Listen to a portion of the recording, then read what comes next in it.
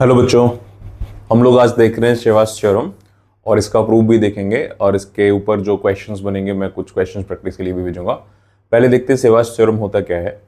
तो एक सिंपल सा फैक्ट है कि अगर किसी एक ट्राइंगल में एक किसी वर्टेक्स से अपोजिट साइड पे किसी भी तरीके की कोई लाइन खींची जाती है तो हम लोग उसको एक सीवियन बोलते हैं।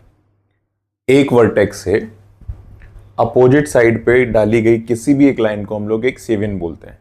तो ऐसे अगर हमारे पास तीन लाइन यानी तीन सेवियन मिलती हैं, एक पॉइंट पे मिलती हैं, तो उनको कहा जाता है कॉन्करेंट सेवियंस। कॉन्करेंट सेवियंस हमेशा ये रूल फॉलो करती हैं कि इसके द्वारा जो अपोजिट साइड को बांटा गया दो रेशियो में, यानी बीडी और सीडी, इनका रेशियो इसी ऑर्डर में चलते हुए दूसरा सेवियन यानी बी इसको किसी रेशियो में बांटे, ईसी और एई इन पार्ट्स का रेशियो, और फिर CF इसको किसी पार्ट में बांटे, इनका रेशियो। ये एक ऑर्डर में हम लोग चलेंगे, चाहे तो इस तरफ से चल लो चाहे इस तरफ से चल लो, ऑर्डर एक होना चाहिए। तो इनका रेशियोज का प्रोडक्ट जो होता है वो 1 होता है। अब इसको प्रूव कैसे करते हैं? तो प्रूव करने के लिए हम लोग क्या करेंगे, जब भी ट्राइंगल्स में बात आती है प्रूव की, और स्पेशली ऐसे प्रूफ्स की बात आती है जो रेशियो से डिपेंड होता है, रेशियो पे डिपेंडेंट होता है, तो ऐसे प्रूफ जो होते हैं उनको हम लोग करते हैं एरिया से, एरिया थ्योरम से। एरिया थ्योरम क्या कहती है कि जिस रेशियो में बेस बढ़ता है उस रेशियो में एरिया भी बढ़ता है। तो हम लोगों को इसको प्रूव करना है, तो हम लोग क्या करेंगे कि जैसे हमारे पास जो ट्राइंगल है, सबसे पहले पी पॉइंट जहां पे तीनों सेवियंस मिल रही हैं, उस पी पॉइंट के हिसाब से हम लोग अगर BD और CD का रेशियो निकालें, मैंने सारे एरियाज को मार्क कर लिया। जैसे इस एरिया को A1 कह दिया, इसको A2 कह दिया, ये एरिया A3 कह दिया, इसको A4 कह दिया, इसको A5 कह दिया और इसको A6 कह दिया। तो मैंने सारे एरियाज को मार्क कर लिया है। तो अब हम लोग अगर देखना चाहें तो इस P पॉइंट की वजह से सामने वाला जो बेस है BC, वो BD और DC दो पार्ट्स में बट रहा है। तो BD और DC का जो रेशियो रहेगा उसको हम लोग लिख सकते हैं कि वो अगर ट्राइंगल BPC में देखा जाए तो A1/A2 के बराबर होगा। अगर ट्राइंगल BPC में देखा जाए, उसी बेस को, उसी रेशियो को अगर हम लोग ट्राइंगल ABC में देखें, क्योंकि ये AD की वजह से, BD और CD की वजह से ये ABC ट्राइंगल भी दो पार्ट्स में बट रहा है, तो सेम रेशियो ट्राइंगल ABC में देखा जाए, ये हम लोगों ने ट्राइंगल BPC में देखा, तो A1/A2 का रेशियो आ गया।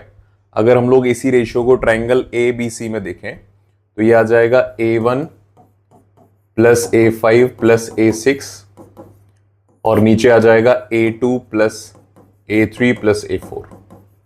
ये मैं लिख भी दे रहा हूं, ये हम लोगों ने ट्राइंगल ABC, बड़े ट्राइंगल के हिसाब से इस रेशियो को देखा। तो BD और DC का रेशियो दो तरीके से हम लोगों ने इसमें निकाल लिया और उस रेशियो को मैंने ऐसे लिख लिया।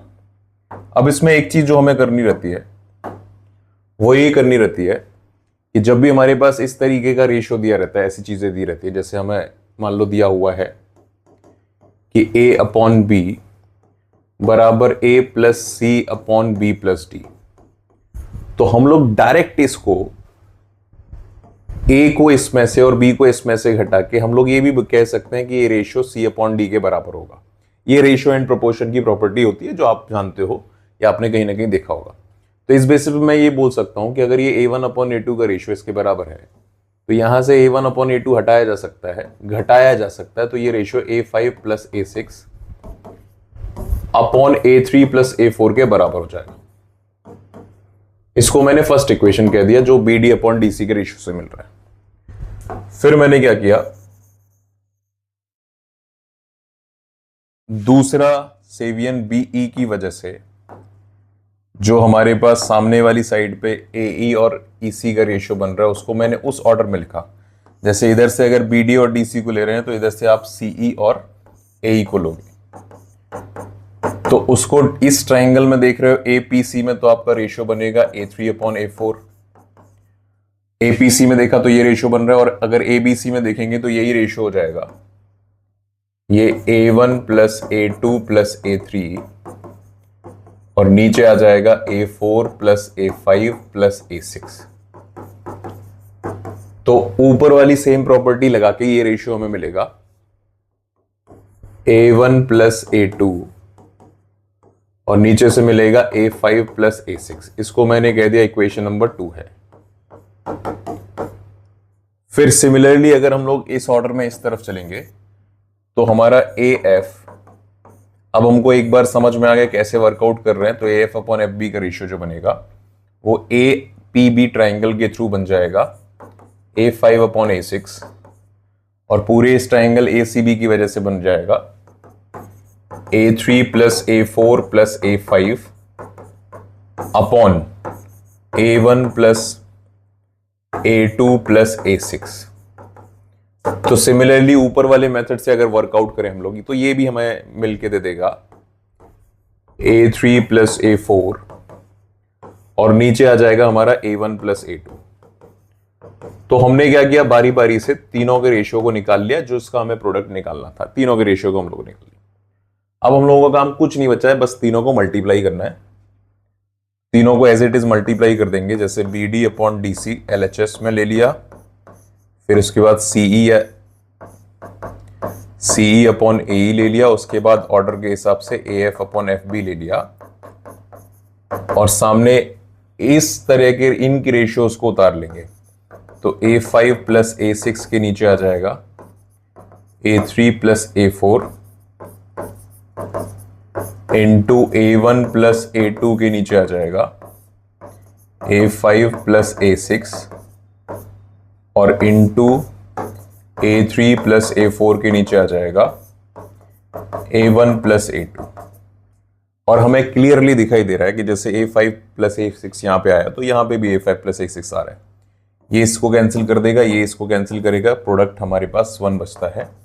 इस तरीके से हम लोग ये प्रूव कर सकते हैं कि अगर हमारे पास 3 कॉन्करेंट सेवियंस होते हैं तो उनके जो पार्ट्स बनते हैं, उनसे जो अपोजिट साइड पे पार्ट्स बनते हैं, उनके रेशियोज का प्रोडक्ट टेकन इन ऑर्डर, एक ऑर्डर में लिया जाना चाहिए कि अगर इस ऑर्डर में चल रहे हैं तो BD upon DC, CE upon EA और AF अपॉन FB, इनका प्रोडक्ट 1 होता है। तो ये सेवाज थ्योरम बोलता है। इसके बेसिस पे क्वेश्चंस कुछ मैं प्रैक्टिस करने के लिए दूंगा। तो मिलते हैं नेक्स्ट वीडियो में, बाय बाय।